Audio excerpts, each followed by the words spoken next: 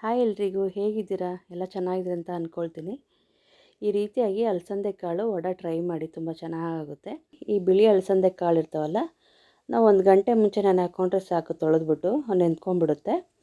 ಮತ್ತು ಇದನ್ನು ನೀರೆಲ್ಲ ತೆಗೆದ್ಬಿಟ್ಟು ಒಂದು ಜಾರಲ್ಲೆಲ್ಲ ಅಲಸಂದೆ ಕಾಳೆಲ್ಲ ಹಾಕ್ಕೊಂಡು ಉಪ್ಪು, ಕರಿಬೇವು, ಒಂದು 4 ಬೆಳ್ಳುಳ್ಳಿ ಹಾಕ್ಕೊಳ್ಳಿ, ಸ್ವಲ್ಪ ಶುಂಠಿ, ಖಾರಕ್ಕೆ ತಕ್ಕಷ್ಟು ಹಸಿಮೆಣಸಿನ್ಕಾಯಿ ಮತ್ತು ಜೀರಿಗೆನೂ ಅರಿಶಿನನೂ ಹಾಕ್ಕೊಳ್ಳಿ. ಈ ರೀತಿ ಟ್ಯಾಪ್ ಮಾಡ್ಕೊಳ್ಳೋದ್ರಿಂದ ನಮ್ಮ ಮೇಲ್ಗಡೆ ಹಾಕಿರೋದೆಲ್ಲ ಕೆಳಗೆ ಮೇಲೆ ಎಲ್ಲ ಆಗ್ಬಿಟ್ಟು ನೀಟಾಗಿ ಈವನ್ನಾಗಿ ಗ್ರೈಂಡ್ ಆಗುತ್ತೆ. ನೋಡಿ, ಜೀರಿಗೆ ಅರಿಶಿನ ಹಾಕ್ಕೊಳ್ತಾ ಇದ್ದೀನಿ ನಾನು. ಈ ರೀತಿ ನೀರು ಹಾಕ್ಕೊಳ್ಳಾರ್ದೇ ಗ್ರೈಂಡ್ ಮಾಡಿಕೊಂಡು ಇನ್ನೊಂದು ಪಾತ್ರೆಯಲ್ಲಿ ಇಲ್ಲ ಬೌಲಲ್ಲಿ ತಕ್ಕೊಂಬಿಡಿ. ಒಂದು ಮೀಡಿಯಮ್ ಸೈಜ್ ಈರುಳ್ಳಿ ಮತ್ತು ಕೊತ್ತಂಬರಿ ಹಾಕ್ಕೊಂಡು ಇಷ್ಟೇ ನೋಡಿ, ಸಾಕು. ಮತ್ತೇನು ಹಾಕ್ಕೊಳ್ಳೋಕೆ ಹೋಗಬೇಡಿ, ಕ್ರಿಸ್ಪಿಯಾಗಿ ಚೆನ್ನಾಗಿ ಬರುತ್ತೆ. ಇವಾಗ ಎಣ್ಣೆನೂ ಬಿಸಿಯಾಗಿದೆ.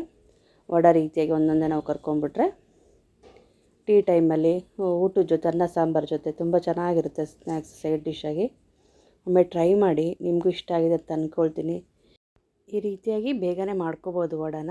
ಒಮ್ಮೆ ಟ್ರೈ ಮಾಡಿ, ನಿಮಗೂ ಇಷ್ಟ ಆಗಿದೆ ಅಂತ ಅಂದ್ಕೊಳ್ತಿದ್ದೀನಿ.